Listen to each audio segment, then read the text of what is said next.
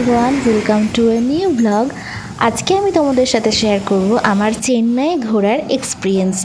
So দেখতে থাকো। আমরা এখন চলে গেছিলাম সকাল সকাল মেরিনা বিচে, যেটা আমাদের সব থেকে ভুল ছিল, কারণ এখানে এত গরম ছিল যে যেহেতু মেরিনা বিচে আসার আগে 15 থেকে 20 মিনিট হেঁটে তারপরে সমুদ্রের ধারে পৌঁছানো যায়, তাই এই রাস্তাটা আসতে খুবই কষ্ট হচ্ছিল আমাদের। তাই আর দেরি না করে আমরা ওখান থেকে ব্যাক করি আর হোটেলে ফিরে সেই দিনটা রেস্ট নিই। তারপর সন্ধেবেলায় বেরোই একটু বাজারে।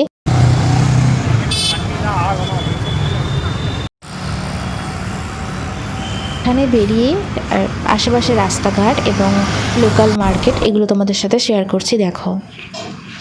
চেন্নাইয়ে দিনের বেলা আর রাতের বেলায় ওয়েদারের মধ্যে আকাশ পাতাল পার্থক্য। দিনের বেলায় ঠিক যতটা গরম, রাতের বেলায় ঠিক ততটাই ঠান্ডা। মানে রাতের বেলায় ওয়েদারটা এত সুন্দর থাকে।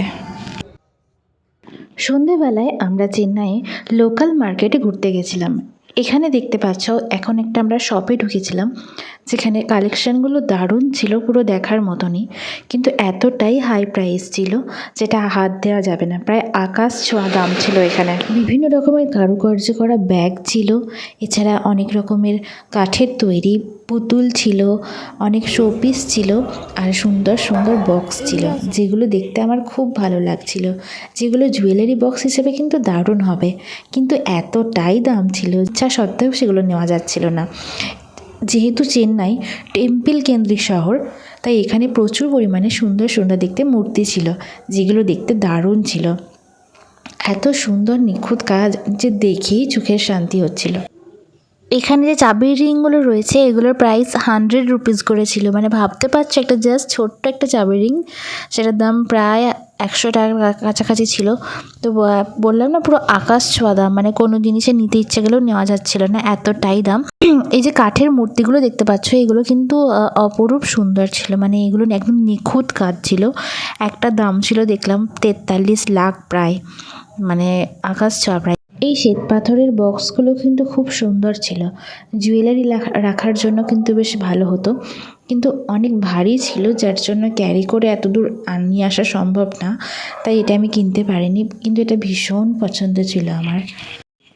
তারপরে আমরা চলে গেছিলাম শপিং মলে।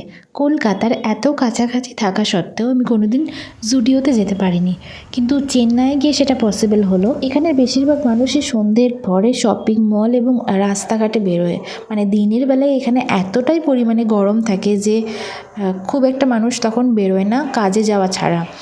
তো দেখতে পাচ্ছ এখানে বাচ্চাদের খেলার জন্য অনেক কিছু অ্যাক্টিভিটিস করারও ছিল। বাঙালিদের জন্য চেন্নাই খাবার দাবার একটু অসুবিধাই, তাই আমরা ওখানে সাউথ ইন্ডিয়ান ভেজ থালি অর্ডার করে খেলাম। আজকের মতন এইটুকুই, দেখা হচ্ছে তোমাদের সাথে নেক্সট কোনো ভিডিওতে। এখন আমি খেতে থাকি, আর তোমরা যদি ভালো লেগে থাকে ভিডিওটা অবশ্যই লাইক, কমেন্ট এবং শেয়ার করে দিও, আর ভালো লেগে থাকলে স্টার গিফট করো। Bye bye.